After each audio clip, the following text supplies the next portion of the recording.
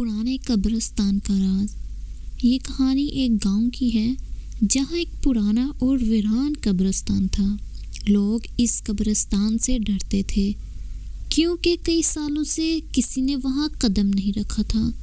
قبرستان میں پرانی اور خستہ حال قبریں تھیں جن پر وقت کے اثرات واضح تھے۔ گاؤں کے بزرگ کہا کرتے تھے کہ یہ قبرستان بہت خاص ہے اور یہاں کچھ پر اسرار باتیں چھپی ہوئی ہیں۔ ایک دن گاؤں کا ایک نوجوان فاروق جو بہت تجسس پسند تھا، اس قبرستان کی حقیقت جاننے کے لیے وہاں جانے کا فیصلہ کرتا ہے۔ گاؤں کے لوگ اسے منع کرتے ہیں لیکن فاروق اپنی ضد پر قائم رہتا ہے۔ وہ رات کے وقت چراغ لے کر قبرستان پہنچتا ہے۔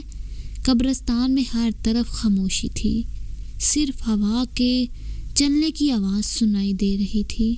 فاروق قبروں کو دیکھنے لگا۔ ایک قبر کے کنبے پر لکھا تھا، یہاں وہ دفن ہے جس نے انسانیت کی خدمت کی، لیکن لوگ اسے سمجھ نہ سکے۔ فاروق سوچ میں پڑ گیا۔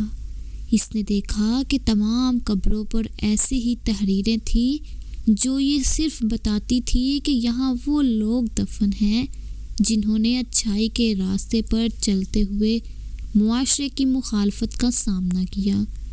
فاروق کو احساس ہوا کہ قبرستان کسی عذاب یا خوف کی جگہ نہیں بلکہ ان لوگوں کی آخری آرام گاہ ہے جو نیکی کے علمبردار تھے۔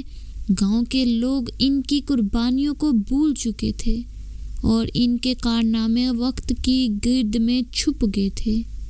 فاروق نے گاؤں واپس آ کر سب کو اس حقیقت سے آگاہ کیا۔ اس نے لوگوں کو بتایا کہ ہمیں ان قبروں سے ڈرنے کی بجائے ان سے سبق لینا چاہیے۔